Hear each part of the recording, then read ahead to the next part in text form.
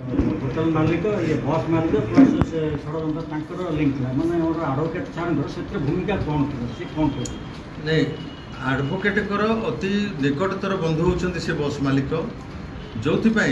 सी चाहूले यार जेहेतु बार restaurant loss हो जाइए ये बर्तमान पैसा देवा कैपेसिटी ना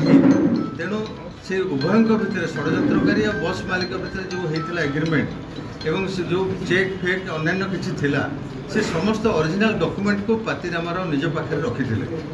जोटा कि से षड्यंत्रकारी वेंकट राव जो मागी से देना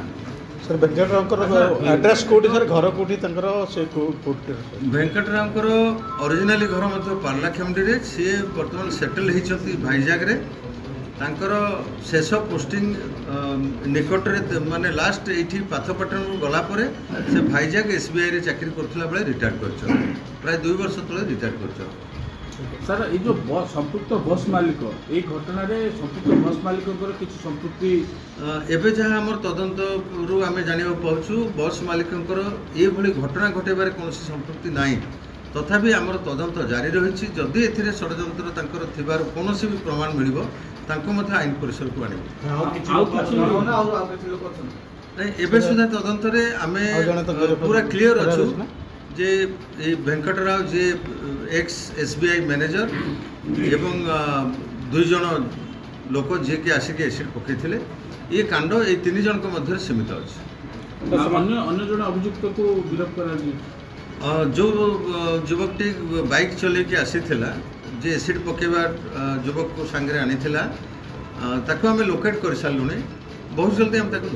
तो से कौन बाबद रिकवरी करा पाखु आम एसिड जो पड़ा पर जे एसिड फेंकी थे निज हाथ में एसिड पड़ इंजुरी होती से बाबद से